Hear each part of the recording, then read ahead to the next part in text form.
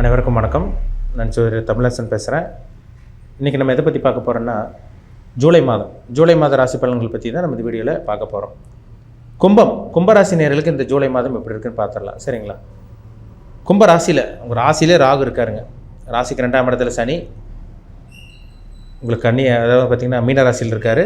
ராசிக்கு வந்து 4ஆம் இடத்துல சுக்கிரன் ரிஷபராசியில் இருக்காங்க. 5ஆம் இடத்துல சூரியனும் குருவும் மிதுன ராசியில் சஞ்சரிச்சுட்டு இருக்காங்க. 6ஆம் இடத்துல புதன் கடகராசியில் இருக்காங்க. 7ஆம் இடத்துல செவ்வாய் கேது சிம்ம ராசியில் சஞ்சரிச்சுட்டு இருக்காங்க.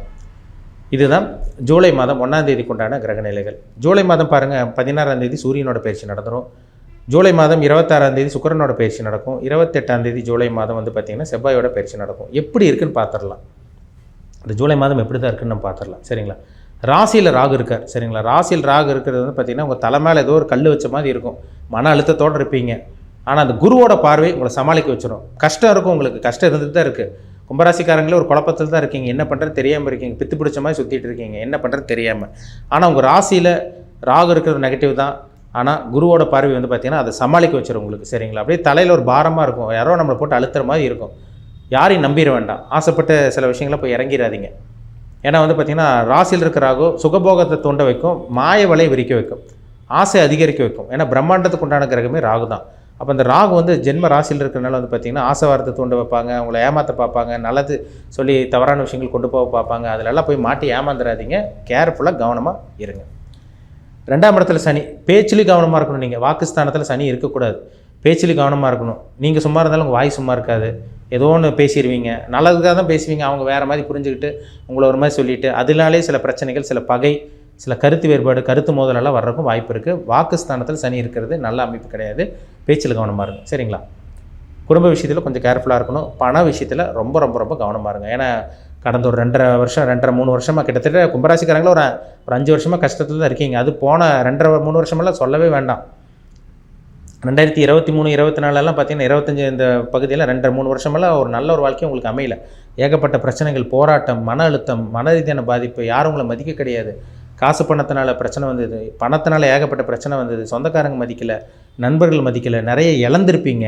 உற்றார் உறவினர்கள், சொந்தக்காரங்க, நிறைய இழப்புகள் உங்களுக்கு வந்தது. அது எல்லாமே இனி இருக்காது. எல்லாம் கொஞ்சம் கொஞ்சமாக கம்மியாகும் உங்களுக்கு. சரிங்களா? பிரச்சனைகள் இருக்காது, பயப்பட வேண்டாம். சிறு சிறு பிரச்சனை வரும், அது உங்களால் சமாளிக்க முடியும். ராசி பார்க்குற குரு நிச்சயமாக உங்களை சமாளிக்க வச்சுருவார். சரிங்களா? 2ல் சனி இருக்கிறனால ஃபுட் பாய்சன் வருங்க. உணவு பழக்க வழக்கத்தில் கவனமாக இருங்க. கரெக்டான நேரத்துக்கு சாப்பிடுங்க. வெளியே வேணும் முடிஞ்சாலும் தண்ணியெல்லாம் குடிக்காமல் இருக்கிறது நல்லது. ஏன்னா 2ல் சனி வந்து பார்த்திங்கன்னா ஃபுட் பாய்சன் வரும், தண்ணினால் பிரச்சனை வரும், நோய் எதிர்ப்பு சக்தி கம்மி, நோய் பிரச்சனையெல்லாம் கொடுக்குறதுக்கு வாய்ப்புகள் அதிகம். அதனால் ஆரோக்கியத்தில் கவனமாக இருங்க கும்பராசிக்காரங்க. 4ஆம் இடத்துல சுக்கிரன் இருக்குது. மற்றபடி வாகனம் வாங்கலாம் இந்த மாதம். 4ல் சுக்கிரன்றதால ஒரு யோகம். வாகனஸ்தானத்தில் வாகனக்காரகன் இருக்கார்.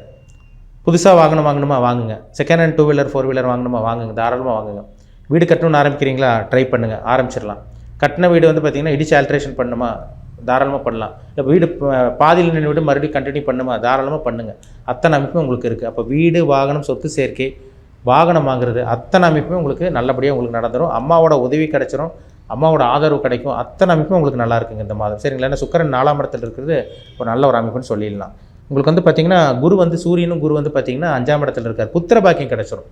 குழந்தை பாக்கியம் இல்லாமல் இருக்க கும்பராசி நேயர்களுக்கு இந்த மாதம் புத்திர பாக்கியம் கிடைக்கக்கூடிய ஒரு நல்ல ஒரு மாதம் சொல்லிடலாம் உங்களுக்கு. சரிங்களா? நல்ல ஒரு வாய்ப்பு தேடி வருங்க. ஒரு சில பேர் பூர்வீக சொத்து கிடைக்கக்கூடிய வாய்ப்பு தேடி வரும். உங்களுக்கு நல்ல விஷயங்கள் நடக்கும். அதிர்ஷ்டம் தேடி வரப்போகுது. அதிர்ஷ்டம் என்ன, நல்ல வேலை கிடைக்கும், தொழிலில் முன்னேற்றம் இருக்கும், வர வேண்டிய பணம் கைக்கு வரும், வர வேண்டிய பூர்வீக சொத்து கைக்கு வரும், புத்திர பாக்கியம் கிடைக்கும். இதெல்லாமே அதிர்ஷ்டம் தான். அத்தனை அமைப்பும் உங்களுக்கு ராசிக்கு 5ஆம் இடத்துல இருக்க குரு ஏற்படுத்தி தருவார். சரிங்களா? ஒரு சில பேர்த்துக்கு அரசாங்க வேலை கிடைக்கக்கூடிய வாய்ப்பும் உருவாகும். சரிங்களா? 7ஆம் இடத்துல செவ்வாய் கேது இருக்கார். உங்கள் ராசிக்கு 3ஆம் அதிபதி 7ஆம் இடத்துல செவ்வாய் கேது இருக்கிறனால பெருசாக பாதிப்பு இருக்காது உங்களுக்கு. சரிங்களா? அதனால் பயந்துக்க வேண்டாம், பெருசாக இது பண்ண வேண்டாம். சொந்த தொழில் பண்ணிகிட்டு இருக்கவங்களுக்கு ஓரளவுக்கு நல்ல ஒரு வளர்ச்சி, முன்னேற்றம் கண்டிப்பாக கொடுத்துருவார். ஏன்னா உங்களுக்கு ராசிக்கு வந்து பார்த்திங்கன்னா கும்பராசிக்கு வந்து 10ஆம் அதிபதி செவ்வாய் வந்து 7ஆம் இடத்துல இருக்கிறனால பெருசாக பாதிப்பு இருக்காது. தொழில் ஒரு மாற்றம், ஒரு முன்னேற்றம் கண்டிப்பாக இருக்கும். 6ஆம் இடத்துல புதன் இருக்கிறனால வேலையில் புதுசாக சில நண்பர்கள் அறிமுகமாகுது, நண்பர்கள் மூலமாக சில நல்ல விஷயம் நடக்கிறது, இல்லை நல்ல வேலை கிடைக்கிறது, அத்தனை அமைப்புமே இந்த மாதம் உங்களுக்கு இருக்குது. சரிங்களா? திருமணத்துக்கான முயற்சி சக்ஸஸ் ஆகும். கூட்டு தொழில் பண்ணிகிட்டு இருக்கவங்களுக்கு வந்து பார்த்திங்கன்னா பெரிய அளவுக்கு பாதிப்பு இருக்காது. 7ல் கேது இருந்தால் சின்ன சின்ன கருத்து வேறுபாடு வரும், ஆனால் பெருசாக பாதிப்பு இருக்காது. சரிங்களா? அதனால் வந்து பயப்பட வேண்டாம். திருமணத்துக்கான முயற்சி, காதல் திருமணம் அல்லது அரேஞ்ச் மேரேஜ் ட்ரை பண்ணிகிட்டு இருக்கவங்களுக்கு ஒரு நல்ல ஒரு மாதமாக இந்த ஜூலை மாதம் இருக்கும். வேலை இல்லாமல் இருக்கவங்களுக்கு வேலை கிடச்சிருங்க.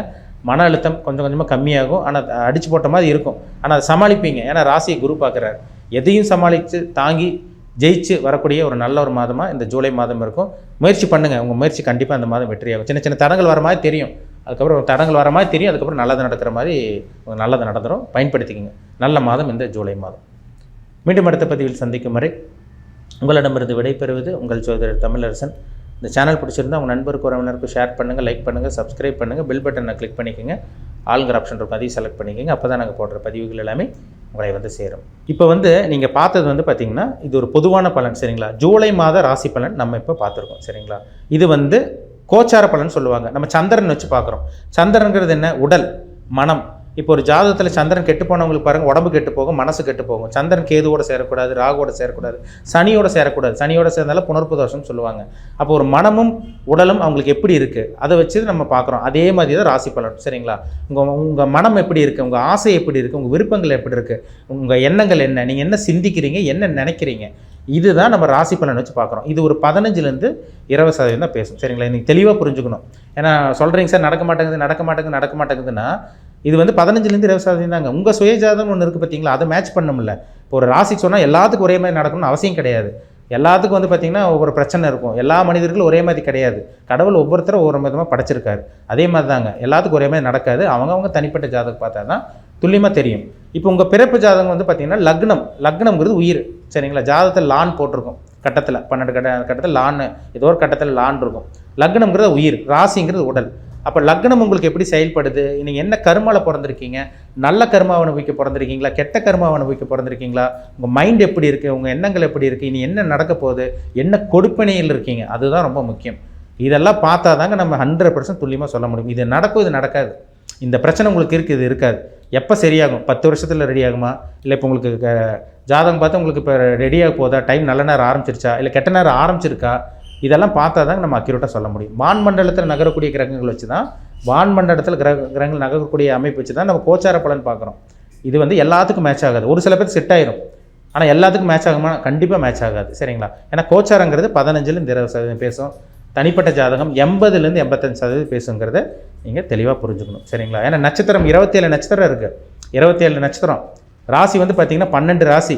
12 ராசியில் பார்த்திங்கன்னா எல்லாத்திலும் பார்த்திங்கன்னா 3 நட்சத்திரம் வரும். மேஷம் முதல் மீனம் வரைக்கும் 3 நட்சத்திரம் வரும். அது என்ன நட்சத்திரத்தில் பிறந்திருக்கீங்க, என்ன நட்சத்திர பாதத்தில் பிறந்திருக்கீங்க, அதுக்கு தகுந்த மாதிரி தான் சில விஷயங்களும் சில இதெல்லாம் மாறுபடும். சரிங்களா? உங்கள் பிறப்பு ஜாதகத்தை பாருங்கள், தனிப்பட்ட ஜாதகத்தை பாருங்கள். நீங்கள் என்ன அமைப்பில் பிறந்திருக்கீங்க, எதை அனுபவிக்க பிறந்திருக்கீங்க, வாழ்க்கையில் என்ன நடக்கும், எப்போ நல்லா இருப்பீங்க, எப்போ செட்டில் ஆவீங்க, அத்தனையுமே தனிப்பட்ட ஜாதகம் பதில் சொல்லும். சரிங்களா? தனிப்பட்ட ஜாதகம் பாருங்கள். அதை தெரிஞ்சுக்கிட்டிங்கன்னா உங்களுக்கே ஒரு டெசிஷன் எடுத்துடலாம். உங்களால் முடிவெடுக்க முடியும். ஒரு லைஃப்னா இதுதான், இதை எடுத்துகிட்டு நம்ம போயிட்டே இருக்கணும், இது பண்ணலாம், இது பண்ணக்கூடாதுன்னு உங்களுக்கே ஒரு வழி கிடச்சிடும் சொல்ல. ஆனால் ஜோதிடம்ங்கிறது ஒரு வழிகாட்டி தான். சரிங்களா? உங்கள் தனிப்பட்ட ஜாதகம் பார்க்குறது ரொம்ப ரொம்ப நல்லது. மீண்டும் அடுத்த பதிவில் சந்திக்கும் வரை உங்களிடமிருந்து விடைபெறுவது உங்கள் ஜோதிடர் தமிழரசன். நன்றி, வணக்கம்.